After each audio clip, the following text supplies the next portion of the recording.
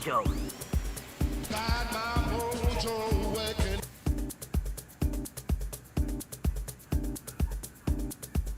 Got my mojo working. Mojo.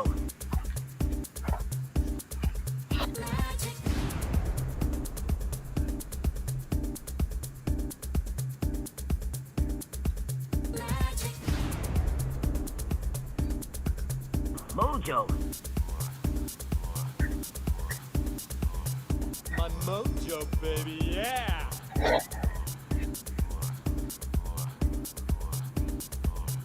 My mojo, baby, yeah. Got my mojo working.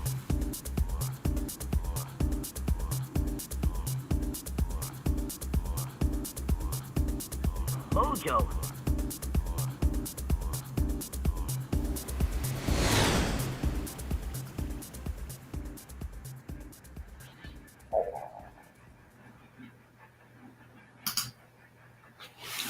Good afternoon, everybody. This is your Vibe Mistress Stephanie Renee, and welcome to today's edition of the Mojo Live. I've had a week, and many of you know that I have posted about the drama at my apartment building, and so I've had to switch, make some moves, and of course that throws a whole bunch of unexpected time and drama into my day, into my schedule.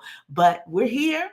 We are doing the doggone thing, and I'm happy to be with you today. I've also shared with you that one of my sorority sisters stated in a meeting, I guess it was at some point, she said, "We don't panic, we pivot."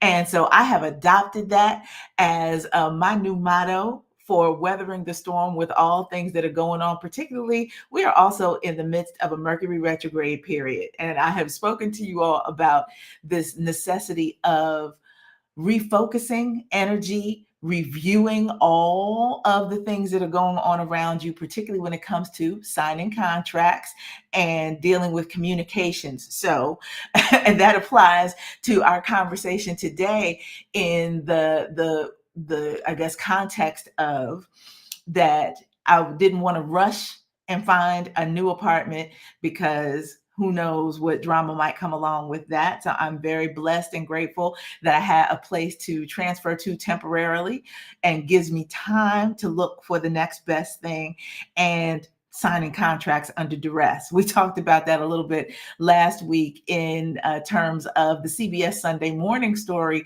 about people who were forced to sign away the rights to artwork, sell artwork during the Holocaust in an attempt to save their lives, and how that might be applicable to some of our ancestors during our enslavement.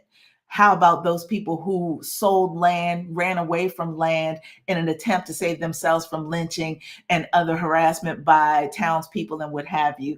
Is there a path forward in that respect? So this opportunity for us during Mercury retrograde, it happens 2 or 3 times a year.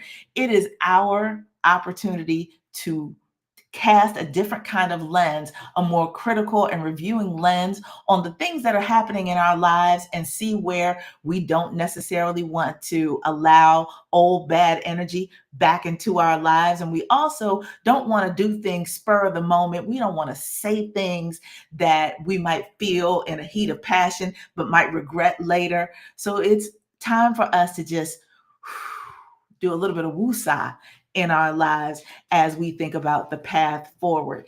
And I offer that as sort of the opening for today's show because we're going to be in conversation with one of my buddies who is an urban grower, and we're going to talk about how he has created a media platform around gardening and beets. That's the title, and what that means for the multimedia him that I knew previously and how he's growing in his own life. And I think we all have places where we can nurture our own growth through some very difficult circumstances. As you know, the political climate right now is giving us a new thing to worry about, fight about each and every day. But I heard some wise person once said that worry is amplified fear, And so if we think of it in that way, how do we conquer the fear so that we can plan proactively about how we want to live and be? Then I think we'll all be all right. And we had a recent celebrity incident of this pivot, necessary pivot, when many of us were a bit stunned and taken aback by a video that was posted by Dawn Robinson, a former vocalist with the group In Vogue, about how she was dealing with some difficult circumstances. Keep telling people that celebrity and the fame and fortune that comes from it is not always everlasting, and that she's been living for the last several years in her car. And, it's hard for us to hear that or know that about people that we know personally and that we care about. But also when we see that this happens to people that we may have perceived had a certain level of wealth and celebrity and were able to endure, even if we weren't seeing them or hearing from them on recordings regularly, then her story is one of that kind of trial. But I thought it was really important to share at least a little bit of a video from her ex-husband to give some context to what we have heard and seen from her, and to think about how difficult this entertainment industry, as much as we want to glamorize it, how difficult it can be to persevere when the odds are stacked against you for your success and the door is held open only for a rare few. So I want to share this video with you. And when we come back on the other side, we will continue this conversation about growth on today's Mojo Live.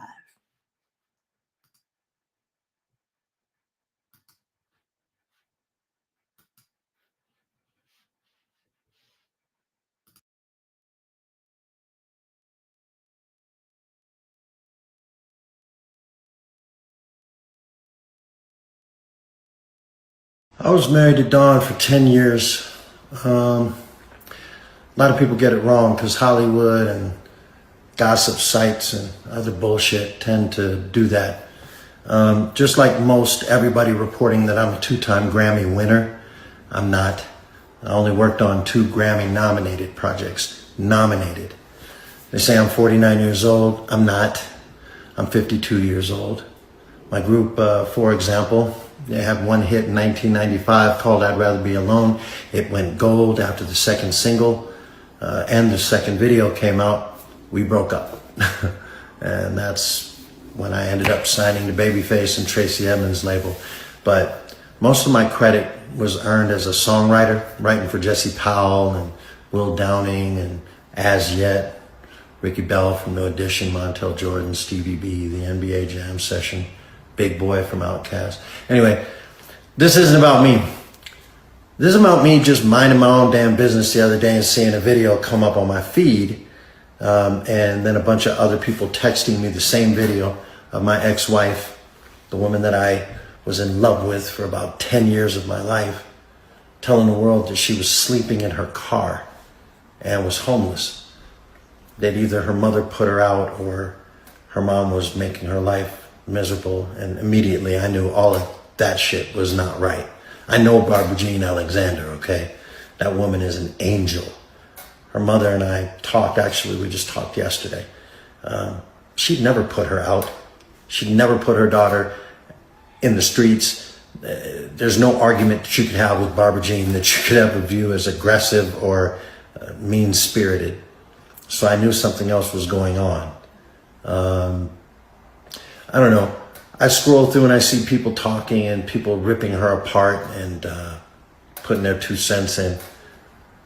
But this music industry is demonic. It takes and it takes and it takes. It uses you up until you have nothing left, and then it seeks to destroy you for the ratings. Because the people at the top, they get paid on both ends, on your way up and on your way down. So if nothing else, I just want people to look at Dawn as a human being right now. I know Jermaine Dupri seems to feel like maybe this might be a hoax that she's doing or some kind of publicity stunt. Slim Thug had a more human take on what's happening, but those are men.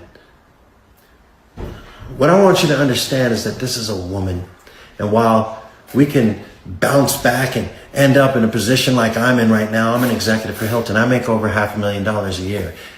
Not everybody can do that shit without some help. So maybe you could call it survivor's guilt or whatever the fuck you want to call it. But when I see my ex, somebody that had my heart at one point in my life struggling, I don't believe that bullshit about her wanting to do van life or, you know, wanting to have to put a video out telling everybody that she's living in her car. I believe it was a cry for help, you know, so I reached my hand out to help. Sad part is, I don't think she'll take it. I'd love if she did, but this industry, it twists your head up so fucking tight that the only thing that matters is the crowd's approval, you know, and she doesn't have the crowd anymore. And she can't do anything to get that back. She don't really believe that. I know that's what all this is about, but she's struggling with something.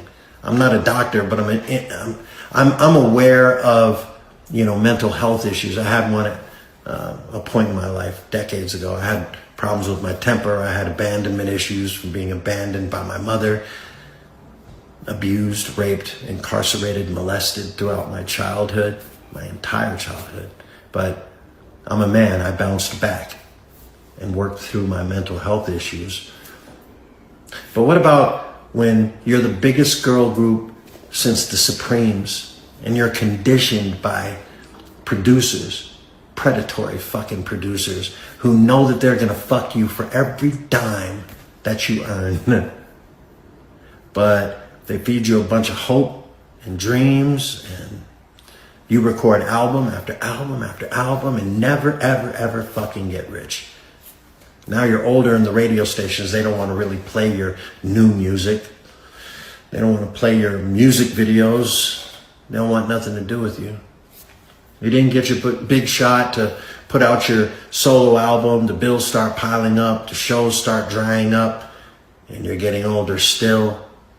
Your group kicks you out. You find another group. That group kicks you out.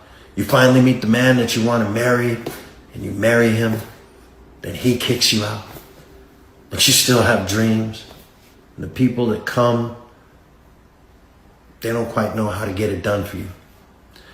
So you get bitter, and you get angrier. You start to be demanding, and people look at you like, who the fuck are you to be demanding? You haven't had a hit in years. What have you done for me lately? And then you get angrier and more bitter. And then you get left alone.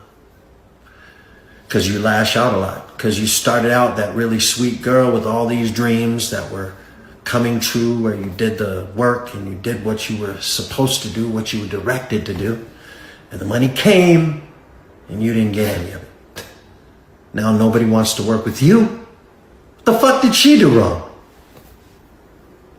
No record labels want to sign you because in the meantime, Napster just happened. And people stop buying music. The fans that love you so much, they steal your music now. And then they read about you sleeping in your car. Half of these twisted fools out here and down in the comments, they're living their own psychosis. We understand that. Half of them are hoping that they hear a sad ending. The other are praying for your success. And your mind is desperately swimming in survival mode, trying to figure out how to get your head above the water so you can breathe. She's drowning, guys. She's fucking drowning. That's what I think. But that's just a human take on it. And who am I? The guy that left her, the guy that bad-mouthed her decades ago, calling her a spoiled bitch, among other things. Yeah, that's me. But at the time, I was hurt because I didn't know how to respond to her pain. You know what I mean?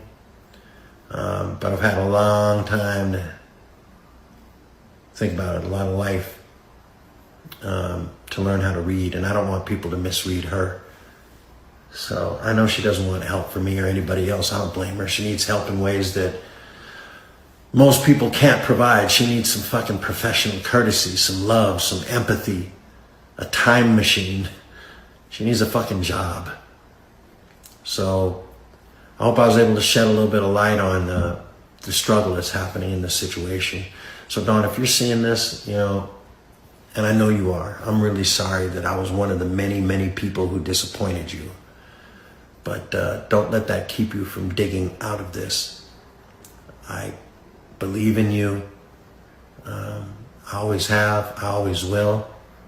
And I know you can do it. So I just wanted to put this video together to put some perspective on everything. We're all just humans out here trying to make shit happen. Human shit happens to everybody. Hollywood is a illusion. Everyone that acts like they have money, they don't. We had managers renting our cars, buying our cars, putting us in rented mansions and, you know what I mean, rented clothes. We had to return the clothes after the videos. We had to buy our own Grammy Awards and buy our own gold plaques. It's all a fucking dream. It's all bullshit. But what's happening to her right now is very real, and it could end up really fucking bad. And I don't want to see that happen. So I just put this video together again, so I don't know.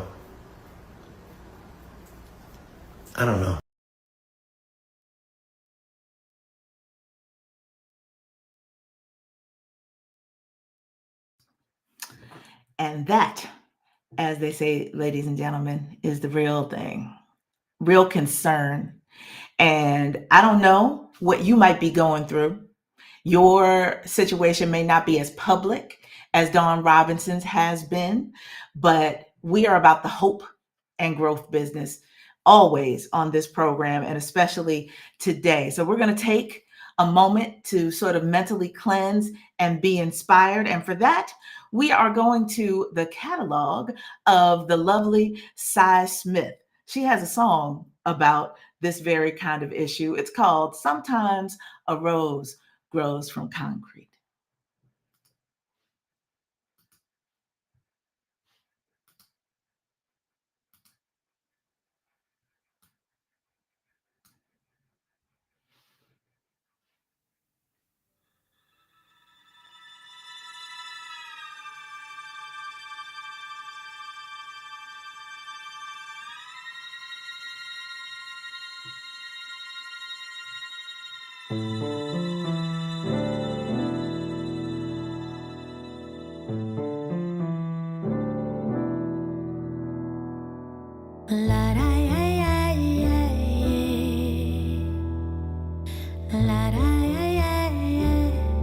Sometimes a rose will grow in concrete. Sometimes the caged bird will sing. Sometimes the whole can be incomplete. Sometimes the captive don't complain. Sometimes the choosy have no options. Sometimes the loser wins the fame. Sometimes we'll never get no answers, but still the questions will remain.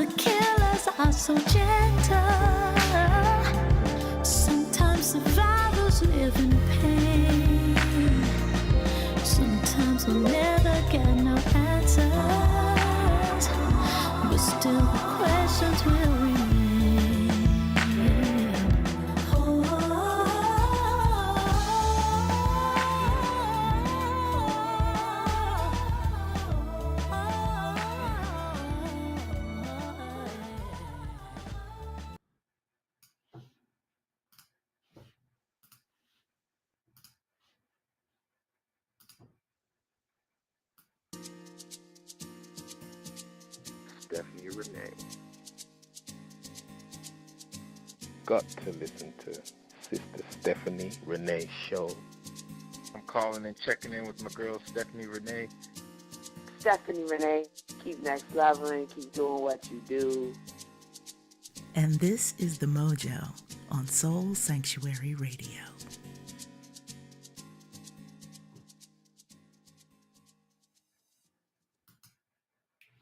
And we are back on today's program. Our overarching theme is about growth. And I think our elders were on to something when they encouraged us to learn growing as young people, whether it was at school in a little pot that you could put on your school windowsill, or whether it was digging your hands deep into the soil and growing plants or food that would sustain you and your family. The process of nurturing growth is something that can be turned inward at very needed times in our existence.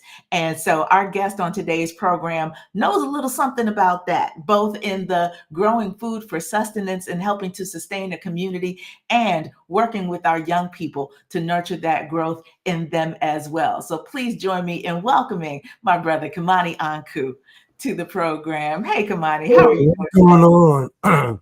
Glad to be here. I'm excited to be here. I mean, just to jump in real quick, we talked about Don Robinson, all that stuff. I've been there. That's why I'm gardening too. I never lived in my car, but I was almost homeless at one point. Which pushed me into gardening. So I don't know if you know that story, but gardening saved my life. That is a beautiful thing to hear, because I think a lot of times people think that the hard part, they can't see the light, the way out in the immediate moment. But you are offering us a testimony today about this idea of letting the universe direct your path, and now look at you flourishing and also helping other people to flourish. So let's talk a little bit about how we first became acquainted, because for those of you who aren't familiar, I am a native DC girl, and moved back to DC in 2010, mid 2010, as my father's health was failing. And in the process of reconnecting with my hometown, I became aware of the Kennesista Rock a Mic Festival, CASRAM. And so KIMANI was gracious enough to ask about Soul Sanctuary's first documentary, No Such Thing as Neo Soul, and provide a platform for us to get it aired on local television in DC, which was wonderful. So kind of talk about your other life, if you will, as a producer, an event producer and multimedia producer, all the things. I would say, I guess I start with my background. My undergrad is in broadcast journalism, and my graduate degree now is in journalism. So I always had that background. I worked in television and radio for about 15 years. Most people don't know that. But I've been doing that for a while. And, I end up working for news for a long, long time. News was very depressing. It's always focused on violence, nothing positive. And I will always go to them like, let's do a good story. Let's do a happy story. No, that's not ratings. That doesn't sell. So I end up quitting commercial television and going to a public television station, as well as a public radio station, which was an AM station that featured over 90 different languages. But I ended up working at a community and public television station, and there it goes. There was a time I can do almost anything in positive stories. I got to tell my side of it. And so I came across your documentary, and I was like, hey, I'm about to do something around this. And so I wanted to do that. I'm just for the community. I've been for the community for the longest time. And it's crazy I talk about my past in television world, but those people are still connected to me, and those people are still getting me jobs in this garden world now, in this farming world, and it's just all connected. And so yeah, I'm excited about that. That led me to, I would say, farming. And first it was school. So I worked at a television station, public station. A friend of mine was opening a charter school around media. Oh, perfect. Come on, let me teach your kids before you open this school. He's like, yeah, we welcome. So I spent a week with some kids that was going to a media school. Shout out to Richard Wright Public Charter School for Media and Journalism. And so I did that. They came, they worked with me for a whole entire week. The principal of the school was like, man, you did so good with these kids. Come on, work for me. I was like, I can't leave a part-time job. I mean, I can't leave a full-time job for a part-time job. You know, Right. are you crazy? Are you gonna give me like triple money to leave my cushy television job for a school teaching media? You're like, just think about it. So the last day was Friday. We did a whole TV show around what the charter school was going to be about.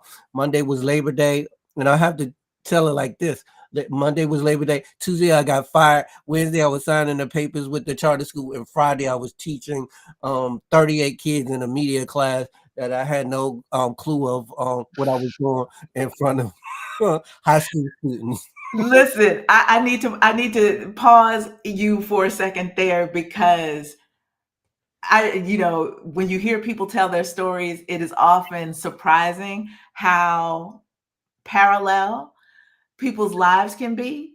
Because for me, I was working at a job at a university that doesn't even exist now. I got absorbed into another school here in Philly, and they were doing a staff restructuring.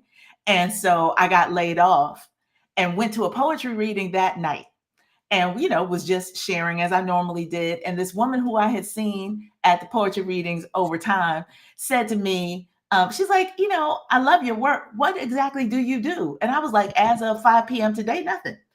And she said, I need an assistant. Call me next week and we'll talk. Well, it just so happened that she needed an emergency voice for a commercial that following Monday. I came in, did my first commercial with her, came back and interviewed on Wednesday, started at the ad agency that following Monday. So, I truly believe that the universe will always put you in the right place for your next best thing. And your story is living testimony of that. Oh yeah, it was definitely like eye opening because I was so complacent in this job. Like I said, it was community television. I'm helping people live out their dreams, and putting my dreams on hold, but just helping them, and that when that happened, I was like, whoa, this happened to me. What I'm supposed to do now? Do I file for unemployment? Do I get food stamps? Do I do this? What do I do? You know what I'm saying? Yeah. And it just happened fast. So from that, I just thought jobs supposed to come just instantly like that. And so the current job that I had I had to work hard. I was like, what to get this job? But in the light of all things, most people didn't know that I was growing food at that time. I was Mhm. always growing food in the background. You just never knew. If you was there and working with me, you knew I was like trying to push a salad to you or push a fresh juice to you, Yeah. getting people to eat healthy. And so when I did start that school, I ended up staying there for a number of years. But every summer when it was like school was out, we had 90 days to just be out there in the world and still getting paid. And so that's when I really stepped up the gardening and farming thing, which led to now me becoming I would say like a full-time farmer, gardener, homesteader, media person, all Yeah. that good stuff. Yes, all of your skills and talents coming to bear in the life that you are living right now. So let's really talk about your perspective on the need for more of us, particularly people of color, Black folks especially, to have some concern about one, the quality of our food, and two, being able to grow our own food in this day and time. I would say I'll start with the quality of food. Oh my God, it's really bad at those grocery stores. But we so dependent on them. Like I said, I was so complacent in my job. We so complacent in these grocery stores. Like the grocery store is gonna be there forever. It got close, almost shutting down during COVID. Yeah. So we can't get complacent. And then we just got to get out there and start growing our food. We always done it. We done this since the beginning of time. You know what I'm saying? Yes. I feel like it just got demonized somewhere along the lines because then we were making money off this. We were supplying the food to the people, all people, not just people that look like us, but people that don't look like us.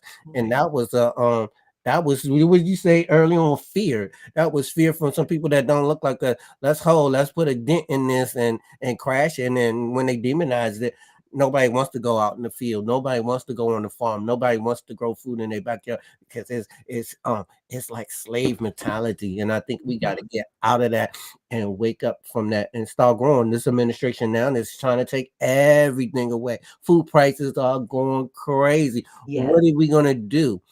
you know Yeah. Now is the time to really support those black farmers, with grant money, donations, buying food from them. Go and support those black farmers. It's time. Absolutely. So you mentioned a lot of things in terms of how you're bringing all your skills to bear. Homesteading, I think that's a term that people are less familiar with, Mhm. unless you had family that has done it in the past. So let's talk about this idea of land, Okay. and then what you are doing on the land. I would say like a homesteader is somebody just being 100% self-sufficient. I'm not quite there yet. I would say I'm about 80% maybe. But yeah, living out your house, Mhm. um, and creating everything on your land, your house. You growing your own food, you raising your chickens, you creating your honey, maybe get some goats at some point. Making your own clothes or recycling clothes from the thrift store. You know what I'm saying? Mhm. I got a sewing machine. I'm thinking about learning how to sew. We have a sewing Yes. club at my current job that I work at now. And so I think I'm about sitting in there and learning how to do that and just incorporate everything to be self-sufficient. So you don't have to really depend on a lot of stuff. Yeah, I still go to the grocery store, but when I go to the grocery store, I'm buying stuff that I can't grow, which is Mhm. mangoes.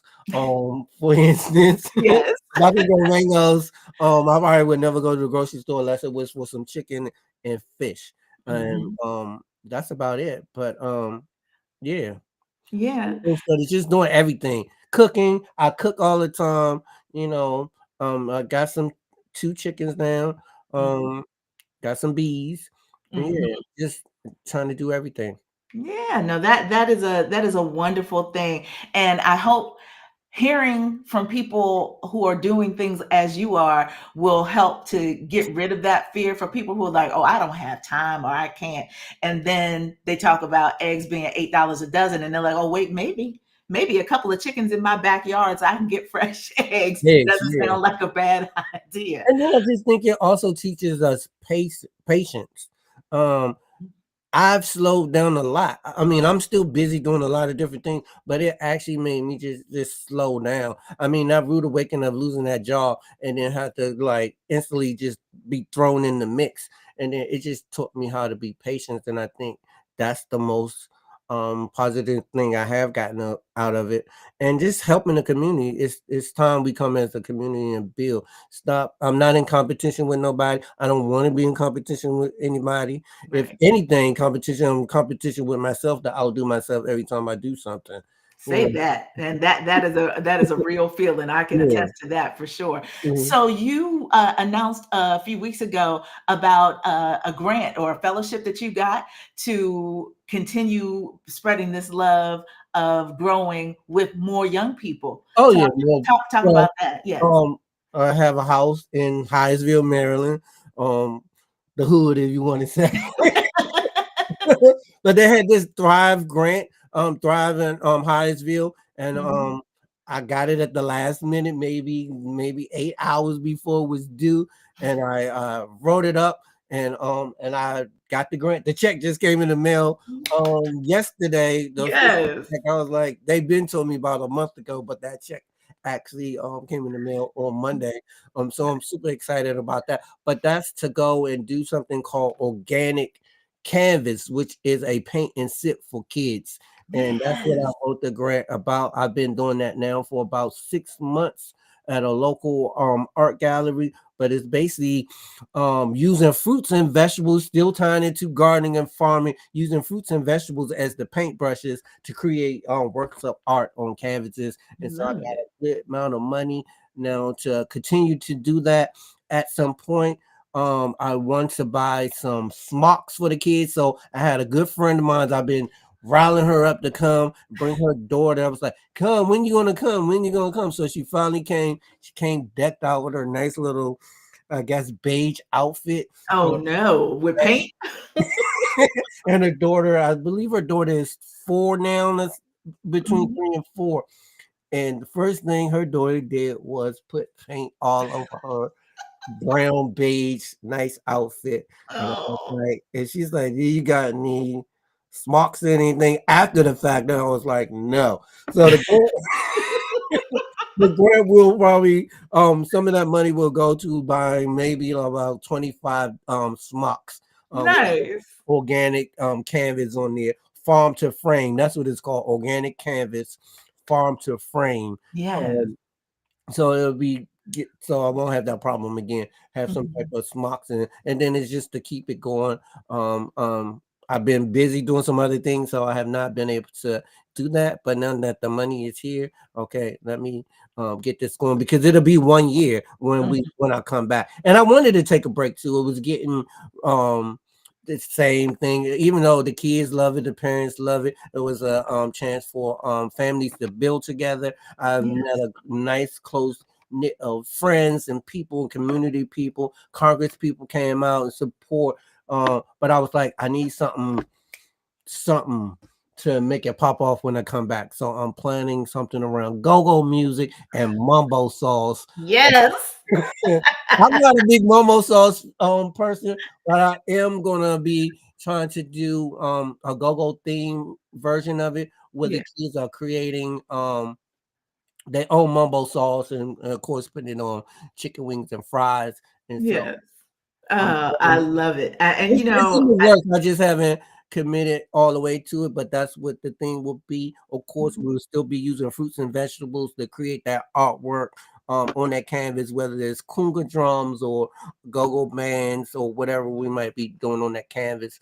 yeah. But that's the goal for organic canvas farm to frame and Oh, that grant money. And I'm always doing grants. So I have a few in the works. I have another one that is using gardening and gun violence, mm, and that is I will know next week whether I all did right. it or not. And that's going to be with some other teens using gun violence as a gardening as a way to channel gun violence prevention. Yes. Well, listen, I this is why I say that we are never in competition with each other Mhm. because there are so many good ideas that deserve to be birthed and executed and doing so in a way that will make my birthplace a safer place and a more loving place is great. But what you just talked about with the kunga drums and go-go music leads us specifically into the concept of gardening and beats podcast. So talk a little bit about that. So the podcast is actually called Black Gardener Talk. That's right. Show people the award. Black Gardener Talk presented by Gardening and Beats. So the podcast came. So COVID came. You know how COVID came, and Mhm. everybody was in the going crazy. We didn't Yeah. know what we was going to do. Okay, I want a garden. I want this. Can you tell me your story? So I was like, you know what? All my friends knew I was growing. Like I said, secretly growing. Most people didn't know. If you go through my Facebook timeline back in the day, you'll see me putting out juices and eating healthy stuff. So it was always there. You just had to kind of like dig a little deeper. So all my friends went over here, like, help me start a garden. Help me start a garden. And I was like, okay, I'll come out. They was like, no, we'll pay you. No, I'll do it because this is what I love to do. You know what I'm saying? And I end up getting over like $3,000, $4,000 to help all my friends do gardening. And I was like, oh, maybe this is what I really need to do. It just took me some time to go through. You saw growth. So it was that growth period. And I was like, this is what I'm supposed to be doing, growing food, helping folks grow food, helping the teens grow food, helping the kids grow food. And so during that time, I did decide to quit my job working in the school system and try to find a job working with food and gardening and stuff. It took me a minute, so I did not work for about 4 or 5 months, and I built this business. And I was trying to come up with a name, and I was like, it just never happened. So one day I was outside. Like, I love music. Music saved my life. Gardening didn't save my life. It got to be both. I gotta put them together. And one day I said gardening and beats. It just came. It just came. I don't know where it came from. It just popped. And I was like, that's it. I ran in the house. I went on Instagram, YouTube, all those different things. Test it all up. And got the names. And I was like, well, someday it'll happen. I ended up working with another group called the Washington Youth Garden. That worked at a school that I was with, and they was always encouraging me, oh, still grow some food. So one day they was like, we gotta help you. And they was like, send me your Cash App and your and send me a nice picture of you and send me your Instagram. And I was like, huh? What is Cash App? I didn't even know what Cash App was 5 years ago. Well, yeah, the pandemic was like 5 years. I didn't even know what Cash App was. So I had to Google it and did it. And they said, be ready, be ready. And I kept on saying, why are they saying be ready? It would be ready. I found them, I got them a nice little picture and sent them off, sent the gardening beats Instagram, and I had no followers on it at that time because I just created it. I was still using my personal account to do something. I was doing graduate school during COVID, and they just kept on saying, be ready. And I could never be ready because I'm in graduate school, you know what I'm saying? And then the phone started going like they say it's time, and then next thing I knew, the phone was just going off and off. And I already felt the class in my graduate program, so I was like, I can't just be on my phone all day. Let me put it away.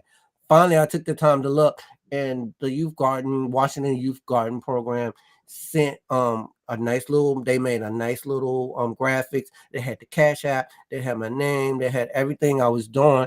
And it was almost like $600 in my the Cash App account. And they was like, this is to really get started. We believe in you. We want you to buy a website, get a domain, get some apps to create these programs. And that's really how Gardening and Beats came together. Now, with COVID happening, somebody said, get on Clubhouse. I was like, oh no, another I don't have time. I just barely got on TikTok, and that wasn't working out for me because everybody was talking about the administration that was in before Joe Biden.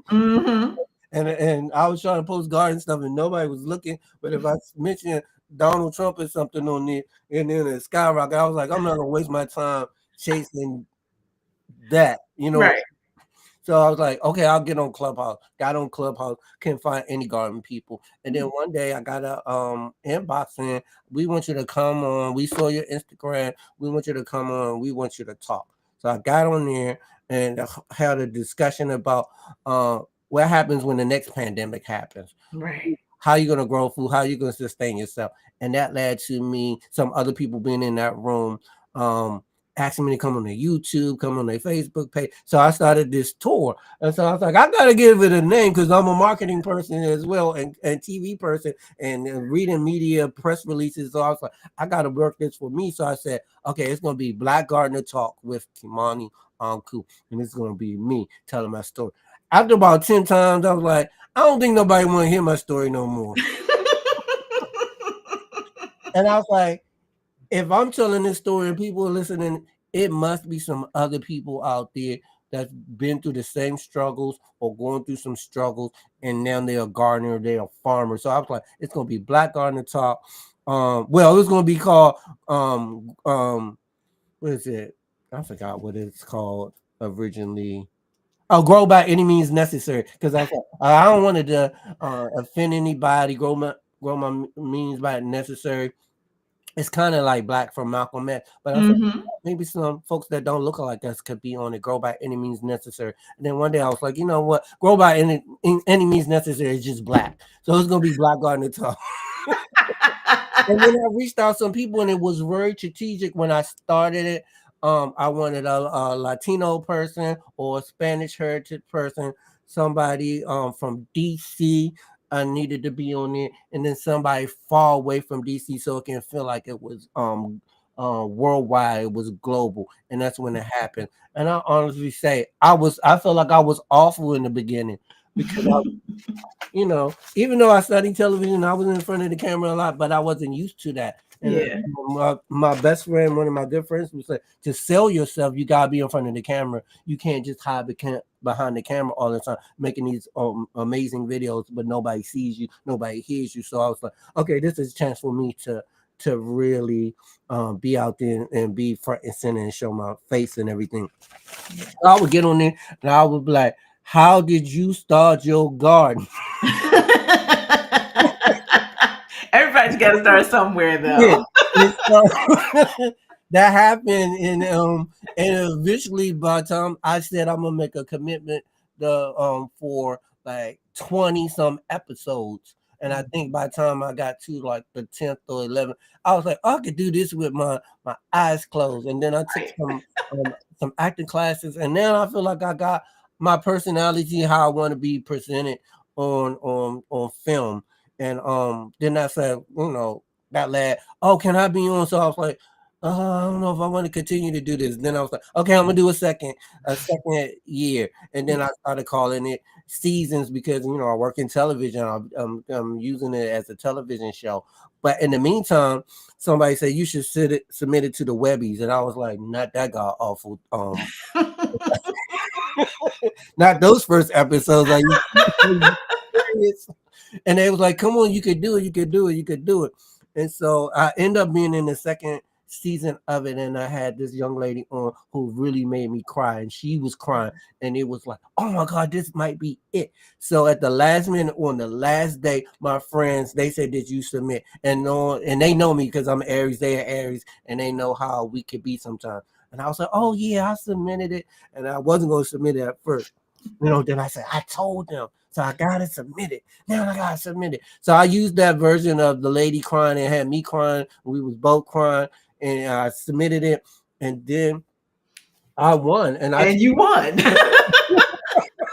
And I won. And I was like, I was shocked. And so I was like, this is good for me because it's also selling my business, which is Garden and Beat. So let me continue to do that. And now I'm doing number 5, but this also has led me to come up with a deal with Apple Podcasts and Apple to do something even on a bigger grand scale. And so I've done a pilot. It wasn't the best, but I'm working on that. So they're gonna give me another chance. So yeah, that's what I'm doing now, and I'm just taking it day by day. I'm in season number 5. It's been Women's History Month, so I've been having some amazing women on this month.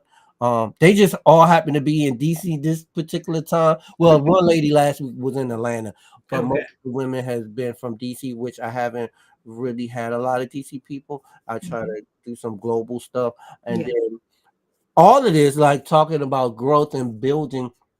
Somebody saw me on Facebook. They sent me a chat message, and they was working with a program that was in Africa, in Uganda, and they asked me to come to Uganda. I didn't believe it at first. I thought it was a scam because you get a lot of scammers out there. Right. Eventually, it was true, and I got to do some work in Uganda, making me that I say global garden coach. That's my official title under Garden and Beats, not the director, not the CEO, but the global garden coach. And with all those things fall under that umbrella, the podcast, the kids program, teaching folks how to garden, all that stuff. And then music. I can't forget the beats part of it because it is music. I love music. That's how I met you, through music, soul music. And so I had to incorporate all that into gardening and beats. It can't be just gardening without the music, and it cannot be the music without the beats. And some people are still confused on that. It is gardening and beats, and it's clear. It is clearly written everywhere. It's gardening, eating healthy, and music. And that's what it is. Yes. Well, listen, I love it. I love the concept. I love what you're doing. I appreciate you holding space in the things that bring you joy. And by leaning into that, you are bringing joy and information to so many other people. So I want to congratulate you on coming back from the edge of the unknown, to thriving in your space, just like you teach us how to make our gardens thrive as well. And I really appreciate you taking out time today to share this on the program. So before you go, remind everybody where they can follow you, stay in touch with everything that you're doing. I want to shout out two people. One is in Philly, Mr. Jeff Bradshaw, because he is starting to become a gardener now based off Yes. an interview I did with him, and also Konya Dawes, who's like, I would say Yes. the goat of neo soul, other than Erica Badu, but that underground soul. Yes. Konya Dawes is garden coach. I've been her garden coach for the last 3 years, and so we're Okay. about to work on her 4th year now. But you can find me on Gardening and Beats. That's the Instagram, Facebook, Kimani Anku, and then I have my website, Gardening and Beats. You can get to me.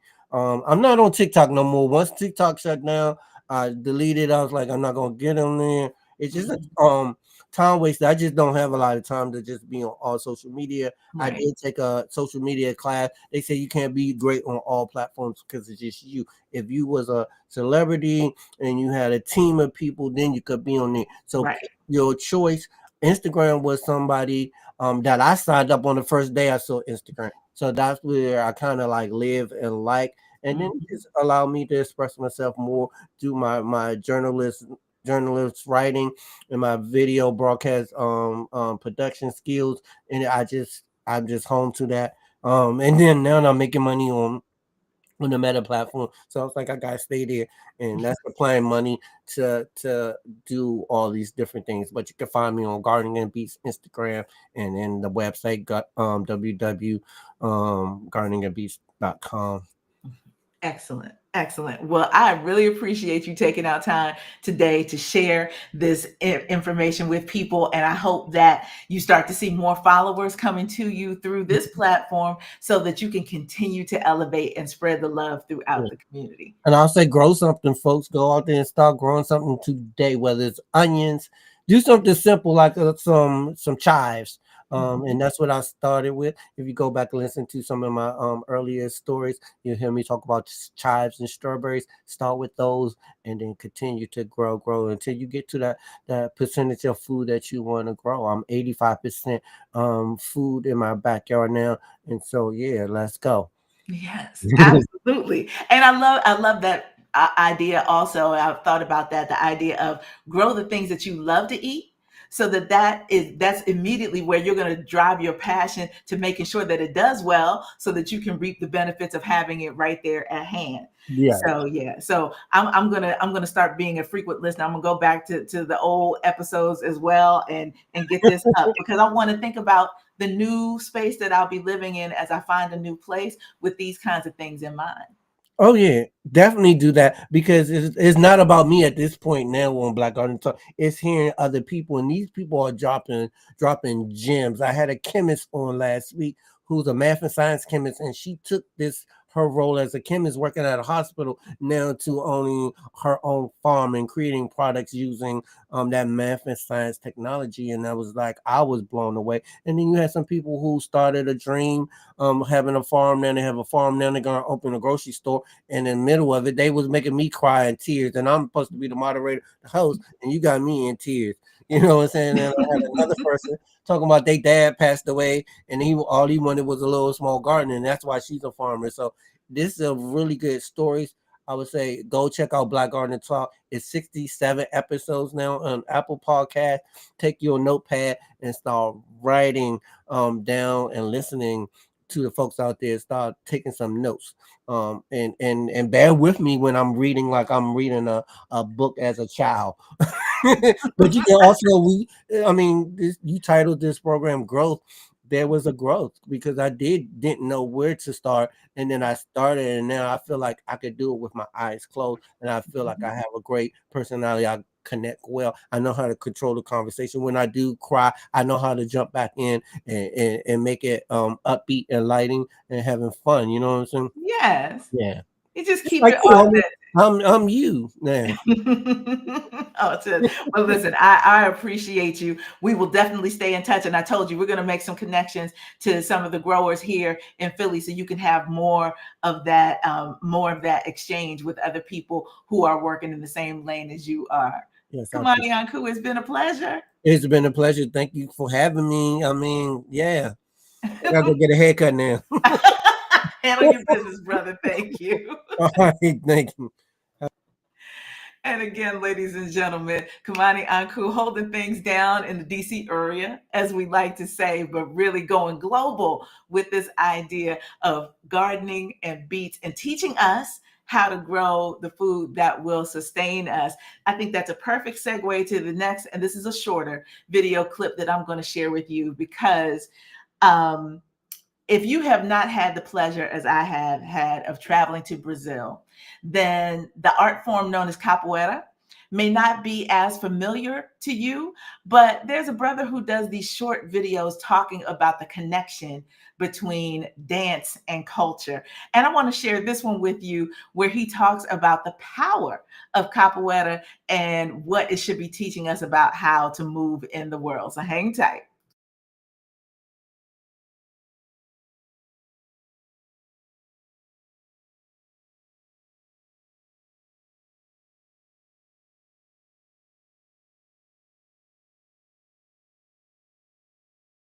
Warrior who cannot dance, cannot fight.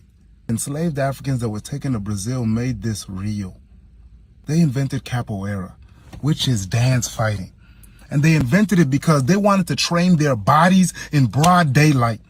Train for war, train for revolution, train for freedom. So if you would look at them, you think they're just dancing, having a great time while the drums are playing. But really what they're doing is preparing for freedom. And if you were to talk, if brothers were to be talking, they say, but brother, I can't dance. Well, then you can't fight. Figure it out. And that's part of why blackness is rhythm. But this is where it hit the hardest. The joy. Before they would go to war, they would have a celebration where they danced. And they're playing the drums and they're dancing. And I never understood it to this proverb. The warrior who cannot dance cannot fight. Because if you can't find joy before the battle, if you can't look around your community and see what you're fighting for, then you're not going to fight the same. If you can't dance tonight, you can't fight tomorrow. The joy that you will feel tonight for the people you love is the fire that you will have tomorrow when you're fighting. Martin Luther King Jr. said it like, a man who has not found something worth dying for is not fit to live. I believe the Messiah answers was said, a warrior who has not found something worth dancing for is not fit to fight. I mean, you not just look out in the world and see all the problems. No. I mean, you look in your community, see all the people worth fighting for. May we be warriors. If they were ever to ask us, would you rather have joy or justice? May you say both. May you say, when my soul leaves my body, I'll be clutching on to both. May you have joy in this life. May it give you a reason to fight. Let's get it today.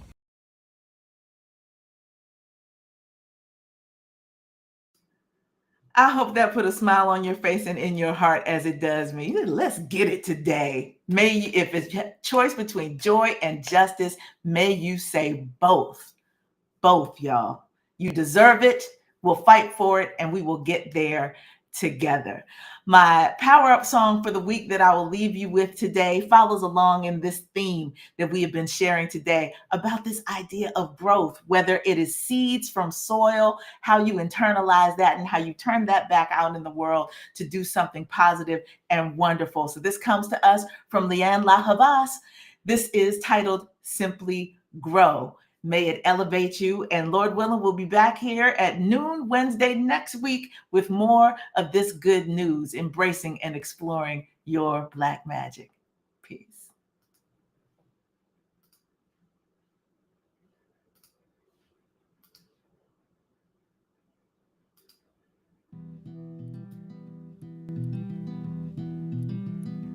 I resisted the charms of evil's arms as she stood by my bedside, speaking in tongues. And the lovers who cried won't be denied as they fight for their right to grow, to grow. Please don't turn us down, don't turn us down.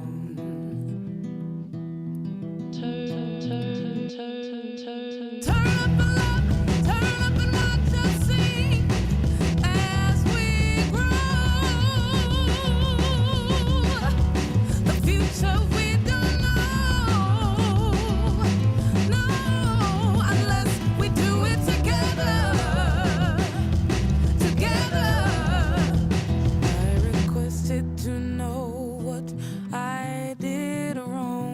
I sure didn't mean to string you along. But the blood in my body and my heartbeat, it said it's to feel a crime, a crime. Please don't turn us down, won't be turned down. Turn.